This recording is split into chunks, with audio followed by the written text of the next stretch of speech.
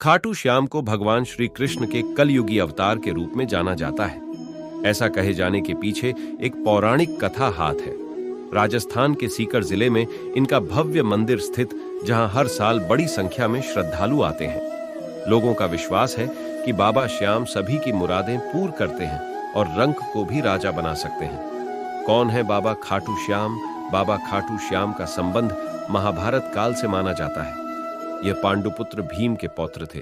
ऐसी कथा है कि खाटू श्याम की अपार शक्ति और क्षमता से प्रभावित होकर श्री कृष्ण ने इन्हें कलयुग में अपने नाम से पूजे जाने का वरदान दिया। लेते हैं सांस और खाते हैं प्रसाद। यहाँ आज भी राम नाम की माला जप रहे हैं।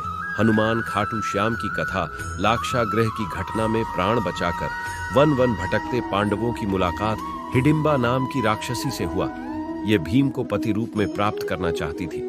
माता कुंती की आज्ञा से भीम और हिडिंबा का विवाह हुआ, जिससे घटोत्कच का जन्म हुआ। घटोत्कच का पुत्र हुआ बर्बरीक, जो अपने पिता से भी शक्तिशाली और मायावी था। बर्बरीक देवी का उपासक था।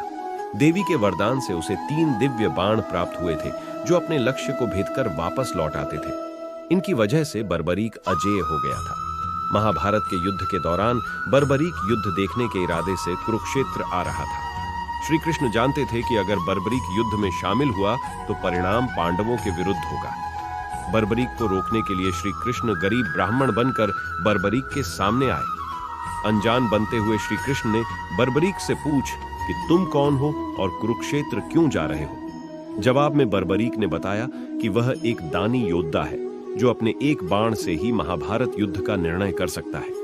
श्री कृष्ण ने उसकी परीक्षा लेनी चाहिए, तो उसने एक बाण चलाया, जिससे पीपल के पेड़ के सारे पत्तों में छेद हो गया। एक पत्ता श्री कृष्ण के पैर के नीचे था, इसलिए बाण पैर के ऊपर ठहर गया। श्री कृष्ण बर्बरीक की क्षमता से हैरान थे और किसी भी तरह से उसे युद्ध में भाग लेने से रोकना चाहते थे। इसके लिए श्री कृष्ण ने बर्बरीक से कहा कि तुम तो बड़े पराक्रमी हो, मुझ गरीब को कुछ दान नहीं दोगे?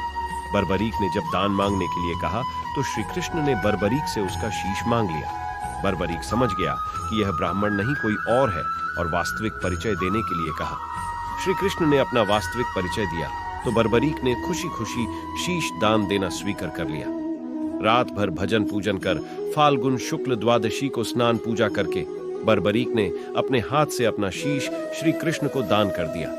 शीश दान से पहले बर्बरीक ने श्री कृष्ण से युद्ध देखने की इच्छा जताई थी, इसलिए श्री कृष्ण ने बर्बरीक के कट्टे शीश को युद्ध अवलोकन के लिए एक ऊंचे स्थान पर स्थापित कर दिया। युद्ध में विजय